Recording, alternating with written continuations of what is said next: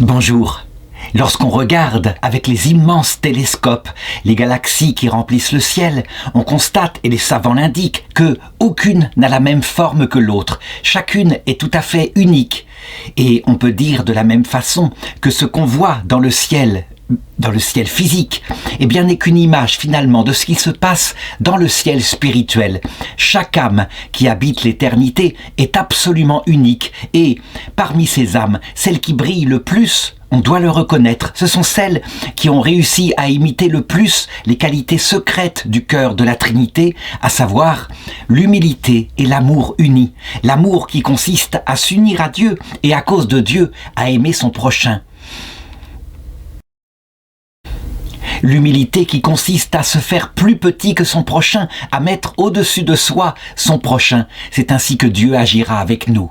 Eh bien, je voudrais à cet égard-là raconter l'histoire d'un saint tout à fait particulier qui, me semble-t-il, est une étoile unique, brillante, particulièrement brillante dans le ciel. Et le pire, c'est qu'il n'a pas vécu il y a très longtemps. Il est mort au XXe siècle. Son nom, Saint Gaetano Catanosso. Encore un Italien, hein? On dira, oui, mais c'est le cœur battant de l'Église catholique. Et je dirais, rien qu'à regarder son visage, on le voit. Son visage est celui de la bonté faite homme.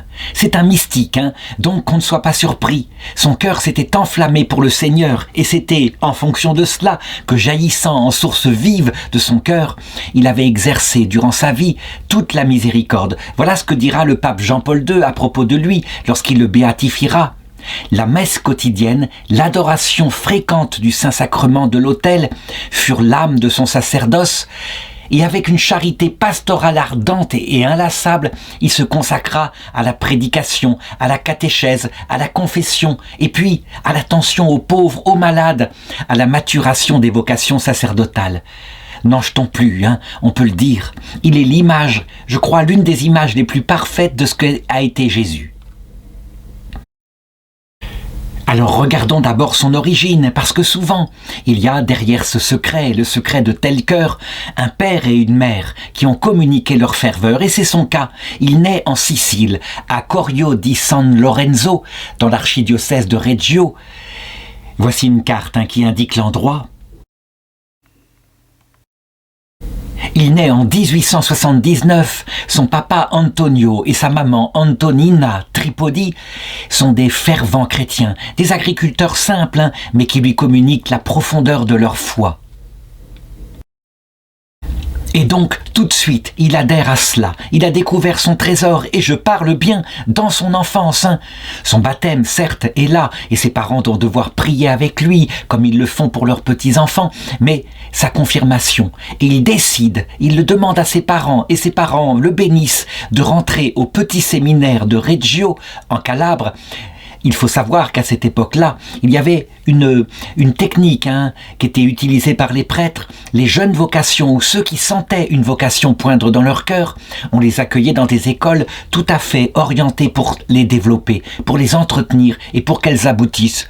Ces écoles n'étaient pas un aboutissement obligatoire, on pouvait sortir du petit séminaire, mais c'était clair, l'idée était géniale. Et de fait, il reste fidèle à sa vocation, avec la même ferveur. L'amour pour Dieu, l'amour pour son prochain, et cet amour pour Dieu passe par les mains de la Vierge Marie. Sa dévotion mariale est extraordinaire, il est ordonné prêtre en 1902, il a 23 ans. Et sa nomination ne tarde pas, vicaire simplement 2 ans et tout de suite en 1904, curé de Ponditatiblo. La charge de curé, à la différence de la charge de vicaire, c'est qu'on a responsabilité soi-même d'un petit troupeau, d'une paroisse. Et tout de suite, il établit sa spiritualité. Je dirais, il est lui-même, dès le départ, un amour brûlant pour notre Seigneur à travers sa sainte face. Il faut expliquer ce que c'est que cette sensibilité, ce qu'on appelle une dévotion particulière. Le Seigneur, je l'ai dit, il s'est montré maître de vérité. Et c'est sûr, il est le maître et Seigneur, il n'y a aucun problème. Voilà pourquoi cette façon cette divinité du Christ au début de l'Église, on l'a adoré en représentant le Christ comme un pantocrator, un maître de tout, un barbu, sévère quelquefois, sur des fresques, on les voit dans la basilique de Ravenne en Italie.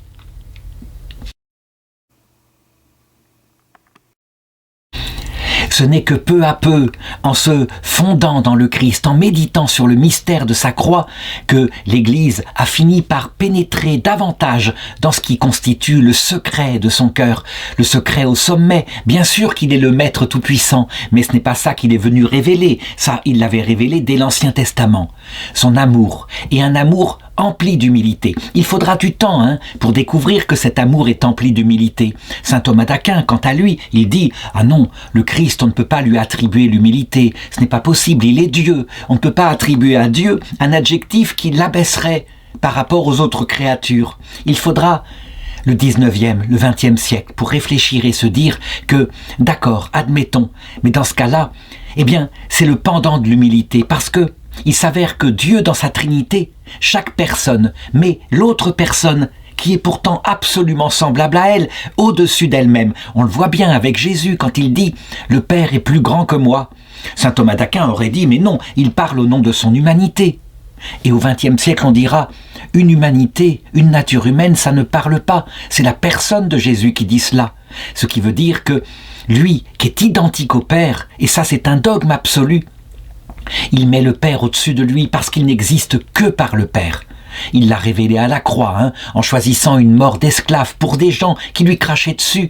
Il est évident, on ne peut pas le dire autrement, que c'est non seulement son amour qui est révélé, mais son humilité. Ceci va paraître aux yeux de l'Église à travers la dévotion du Sacré-Cœur. Le Sacré-Cœur, c'est, disons, le XVIe, XVIIe siècle, une révélation de Jésus d'abord à part El Monial, Sainte Marguerite Marie Alacoque, et c'est un cœur brûlant, physiquement représenté. On doit comprendre que c'est son amour. Et puis, voilà que au XIXe siècle, surtout vers la fin du XIXe siècle, grâce à la photographie, en photographiant le Saint-Suaire de Turin, apparaît le visage du Christ au moment de sa résurrection, un visage d'une très grande noblesse, d'une beauté admirable. Et là, eh bien, beaucoup de spirituels vont se dire « Mais c'est évident, le cœur, c'est tout de même encore abstrait, mais qu'y a-t-il de plus fort pour révéler ce cœur du Christ ?» que son visage avec cette noblesse, avec cette douceur, avec cette miséricorde. J'ai derrière moi le visage du Christ miséricordieux qui a été commandé par Sainte Faustine dans les années 1930. Eh bien, c'est cette spiritualité-là qui s'est développée et je crois effectivement, parce que nous sommes humains, c'est par le visage que se révèle le mieux l'attitude intérieure du cœur. En tout cas, pour Don Gaetano, on peut le dire, sa spiritualité dès le début de sa charge de curé, il n'y a rien à faire, c'est la sainte face de Jésus. Et à partir de là, tout découle. Il la regarde, il la contemple, il l'aime de tout son cœur et il voit cette miséricorde. Évidemment, il ne se contente pas de regarder matériellement le visage tel qu'il est représenté derrière moi. Et d'ailleurs, à cette époque-là, cette peinture n'existait pas. C'était plutôt le Saint-Suaire de Turin dont voici une représentation. Mais il va plus loin, il transforme son propre cœur, lui, ce jeune prêtre, à l'image du cœur du Christ. Et on le voit, d'abord il commence par s'inscrire à l'archiconfrérie de Tours, qu'avait été fondée par le saint homme de Tours, qui lui aussi, sans arrêt, prêchait la miséricorde de Dieu. Et puis, on le voit, qui dans ses sermons prêche et reprêche cela, et qui dit, et parfois avec des larmes, et on dirait que son cœur se fond dans le Christ. Ah, comme j'aurais aimé être Simon de Cyrène, pour aider le Christ à porter sa croix. Sa croix était si lourde, et qu'est-ce qu'il portait? C'était nos péchés, et à chaque fois que nous péchons, nous chargeons un peu plus la croix du Christ. On le voit à partir de ce moment qui montre à sa paroisse et qui passe des heures devant le Saint-Sacrement, là où est présent Jésus, et qui voudrait, par l'offrande de sa vie, participer aux souffrances du Christ. Là, c'est une chose dont je voudrais parler. Est-il possible, puisqu'il dit qu'on charge le Christ quand on pêche, est-il possible de décharger la croix du Christ quand on s'offre soi-même ?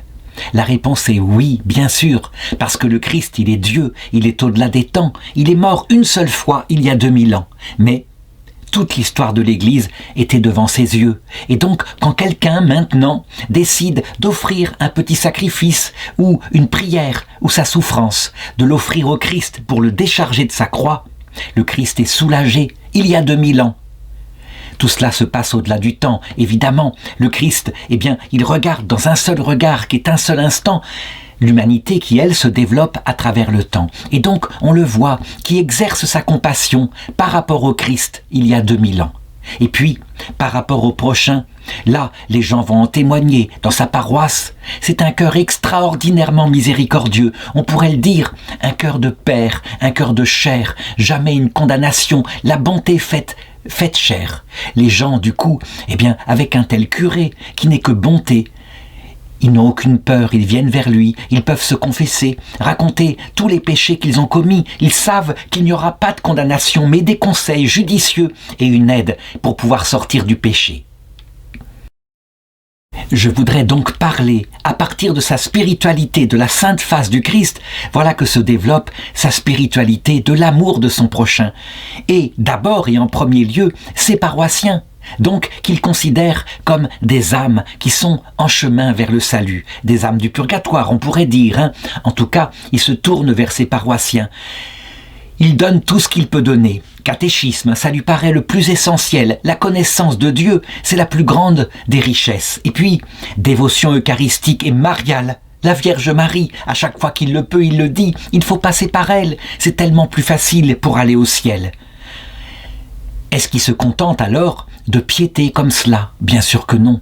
Évidemment que sa charité, comme le demande saint Jacques, va jusqu'aux besoins matériels de ses paroissiens. Il assiste les orphelins, les malades, il soutient spirituellement, et ça je vais le raconter, les séminaristes qui n'ont pas d'argent, il les soutient matériellement aussi, et les jeunes prêtres. Mais arrêtons là pour le moment. Les paroissiens de son petit village, Penti d'Attilo, se souviennent encore de ce curé. À quoi pourrait-on le représenter? Le curé d'Ars, oui, c'est un peu le curé d'Ars, de l'Italie. Il se fait tout à tous, et il essaye de répandre partout la dévotion qui brûle son cœur à la Sainte Face. Il le dit d'ailleurs à ses paroissiens, la Sainte Face de Jésus, c'est ma vie. Et c'est vrai, il y trouve son énergie, une énergie fantastique. Il devient un missionnaire, le voilà qui forme des équipes volantes avec des jeunes prêtres qui, évidemment, sont séduits par sa spiritualité si douce. Et il veut envoyer partout dans les villages alentours des prédicateurs pour soutenir, pour prêcher, et aussi particulièrement pour soutenir les curés qui sont en difficulté, parce qu'il l'a constaté. Être au séminaire, on est entouré, on a des amis. Se retrouver du jour au lendemain, curé d'une petite paroisse, comme ça, tout seul, perdu dans la montagne. Parfois, on peut s'écrouler, tomber dans l'alcoolisme, parce que ça remplace, parfois prendre une maîtresse. Il le voit, parfois dans le désespoir. Et donc, l'un des ministères qu'il va faire le plus, c'est la miséricorde et le soutien spirituel par rapport à ses curés. Alors, je voudrais ici m'arrêter pour soulever quelques petites questions théologiques. D'abord, et la première, quelle différence y a-t-il entre une dévotion, donc la dévotion à la Sainte Face, et la spiritualité chrétienne? Eh bien, je dirais qu'une dévotion, c'est un médium par lequel on passe. Je l'ai dit, le Sacré-Cœur, c'est un support sensible, la Sainte Face. La dévotion passe par des signes sensibles, comme par exemple mettre un cierge à l'église quand on ne peut pas passer beaucoup de temps à prier, parce que d'abord on part dans l'imaginaire, à la place on met une bougie et on dit quelque part au Seigneur qu'elle priera pour nous. La spiritualité chrétienne, elle, ce sont les vertus qui doivent se développer à travers ces supports et qui sont absolument nécessaires pour être sauvés, j'en ai parlé tout à l'heure. Elle se résume en l'humilité, qui est le fondement, qui est comme la bonne terre, une terre humus, ça vient de là, une terre dans laquelle va se planter l'arbre de vie, qu'on appelle la charité. La charité, c'est une vertu théologale. Elle n'est pas simplement la bienfaisance, elle consiste à aimer Dieu dans un cœur à cœur réciproque. parce qu'il nous a révélé son cœur et que c'est possible, l'Esprit Saint venant habiter dans notre cœur. À cause de Dieu, à aimer son prochain.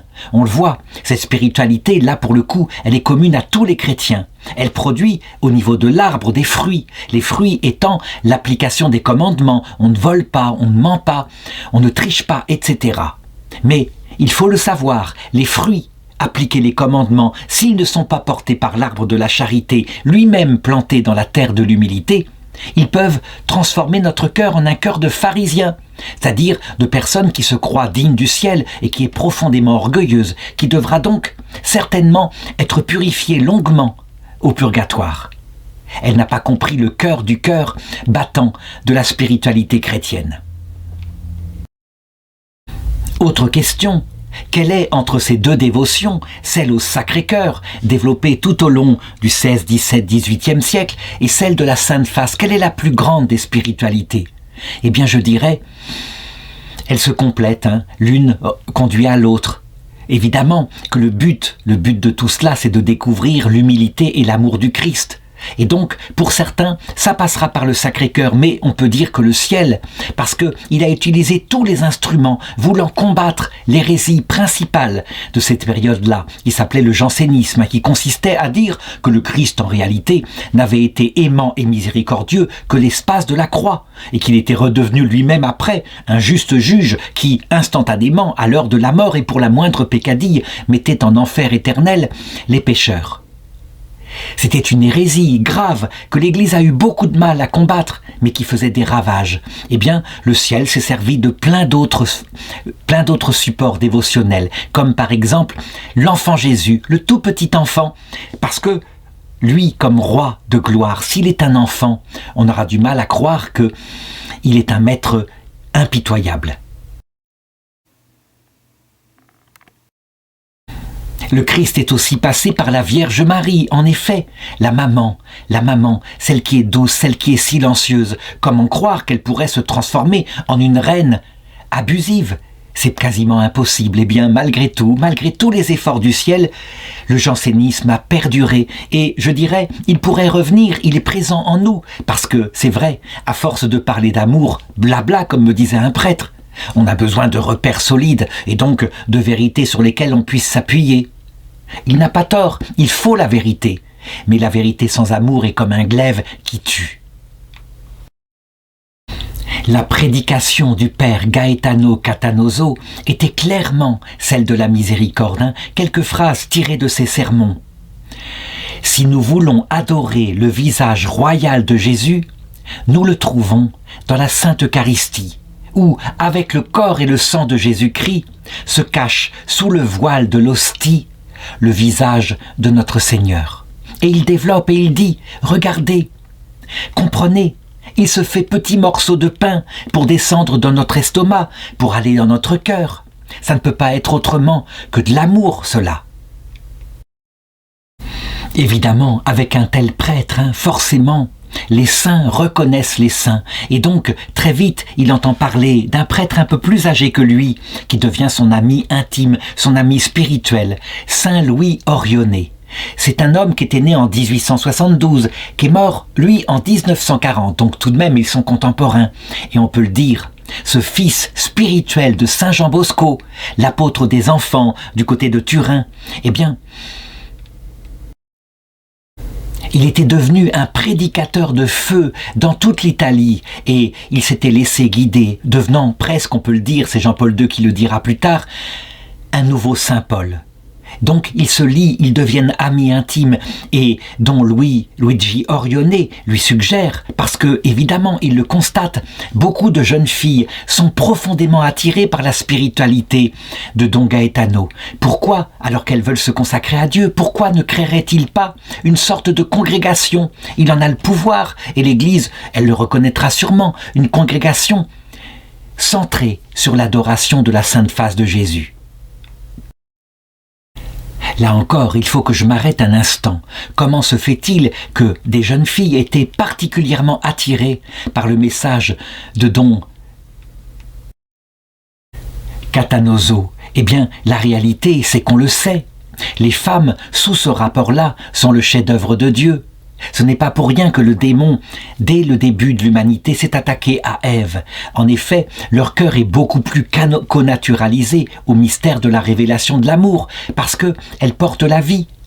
Les hommes sont plus du côté de l'efficacité, et donc, logiquement, il y a plus de femmes qui vont à la messe dans le christianisme que d'hommes, tandis que dans l'islam, qui est une religion plutôt de la conquête, il y a plus d'hommes que de femmes. L'idée que lui a suggérée son ami, dont Orioné, lui plaît, et puis c'est vrai, elles sont là. Donc il décide de se lancer, et dès 1934, donc il a 55 ans, il se lance, il fonde la congrégation des sœurs Véroniques de la Sainte Face. Là, il faut que je m'arrête, il a choisi ce nom, c'est évidemment avec une intention très profonde. Pourquoi Véronique ? Eh bien, à cause de Sainte Véronique qui n'est pas dans l'Évangile, mais dont la légende dit que une femme qui était là, sur le chemin de croix, voyant ce pauvre homme Jésus qui portait sa croix dans de grandes souffrances et dont le visage était tuméfié et sanglant, à un moment donné, alors que les soldats étaient occupés à autre chose, se précipita vers lui et, avec son voile, essuya son visage.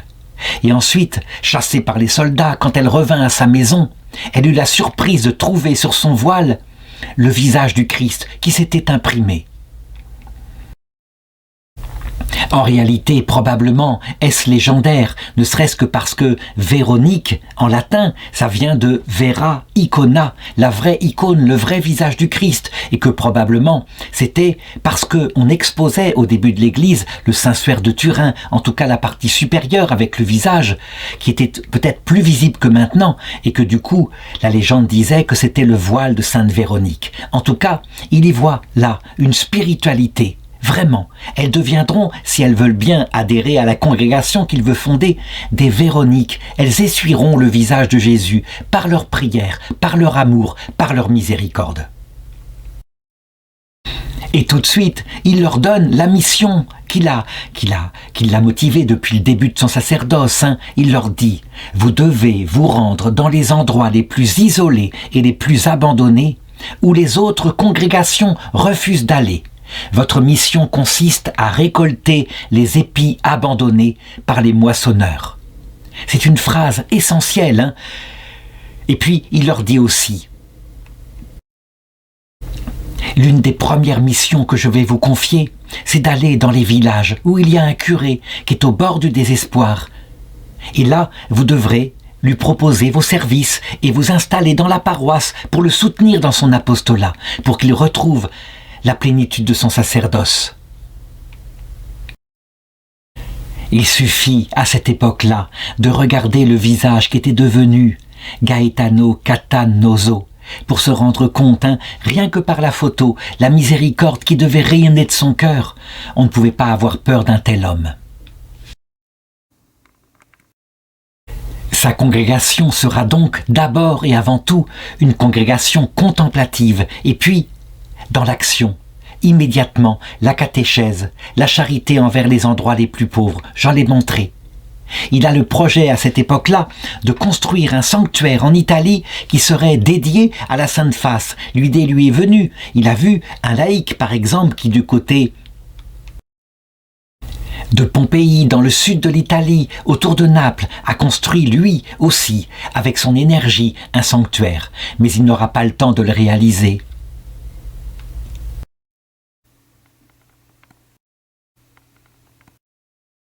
Il s'éteint simplement, ayant achevé son pèlerinage terrestre en 1963. Il a 84 ans, mais il a laissé derrière lui les petites sœurs qui sont là et qui, elles, fidèles à sa intuition, construiront le sanctuaire et l'inaugureront en 1972. Dernière anecdote, qui cette fois se passe après sa mort. Habituellement, pour la béatification, la canonisation des saints, il faut des siècles. L'Église a tout son temps. Il faut une enquête très précise, étudier tous les documents. En ce qui concerne Don Gaetano, les choses vont se passer extraordinairement vite. 34 ans après sa mort, il est béatifié par le pape Jean-Paul II en 1997.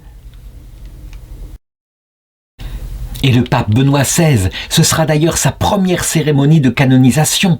Il le canonise le 23 octobre 2005.